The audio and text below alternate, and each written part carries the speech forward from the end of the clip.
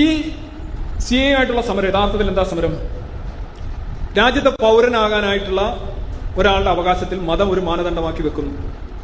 ഇത് ആർട്ടിക്കിൾ 14 അല്ലെങ്കിലും ഇന്ത്യൻ ഭരണഘടനയുടെ പ്രിയാമ്പിളിൽ പറയുന്ന കാര്യത്തിന് വിരുദ്ധമാണ്. ഇന്ത്യൻ ഭരണഘടനയുടെ പ്രിയാമ്പിൾ എന്ന് socialist secular republic democratic republic ആണ്.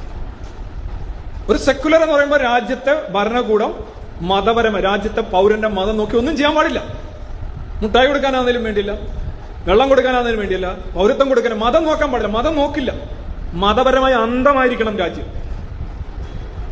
ഇത് പുറത്തുനിന്ന് വന്നവനാണേലും അകത്തുനിന്ന് വന്നവനാണേലും മതം നോക്കാൻ പാടില്ല. അപ്പൊ ഞങ്ങൾ പറയാം, ഞങ്ങൾ അകത്തുള്ള ജനങ്ങളുടെ മതം നോക്കത്തില്ല, പക്ഷെ പുറത്ത് ഞങ്ങൾ മതം നോക്കും എന്ന് പറഞ്ഞാൽ അതിന്റെ അർത്ഥം എന്താ?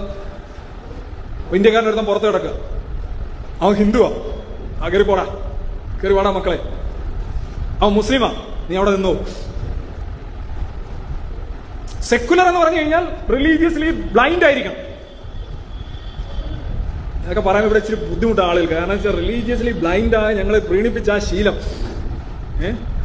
മതം എന്ന് പറയുമ്പോൾ പ്രീണിപ്പിച്ച ശീലം, ഓരോ കാര്യങ്ങളൊക്കെ നോക്കിയ ശീലം, ചാണകമൊക്കെ വാരി വെടുപ്പാക്കി വൃത്തിയാക്കി കൊടുത്ത ശീലം. പക്ഷെ സെക്യുലറിസം എന്നുള്ള ആശയം അതല്ല. നിങ്ങളത് ഭരണഘടനയിൽ എഴുതി വെച്ചിരിക്കുക, യു ഷുഡ് ബി ബ്ലൈൻഡ്.